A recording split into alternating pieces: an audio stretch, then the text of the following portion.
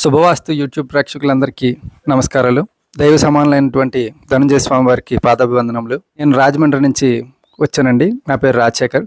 నేను గత 6 నెలల క్రితం వచ్చి ఇక్కడ ఉచిత వాస్తు సలహా తీసుకున్నాను అండి. వాస్తు సలహా తీసుకున్న తర్వాత ఆయన చెప్పిన విధంగానే సరి చేసుకోవడం జరిగింది. ఎంతో మేలుని పొంది మేలుని అందరితోటి పంచుకుందామని చెప్పి కృతజ్ఞతలుగా స్వామివారికి పాదాభివందనాలు తెలియజేయడానికి మరొకసారి ఇక్కడికి వచ్చానండి.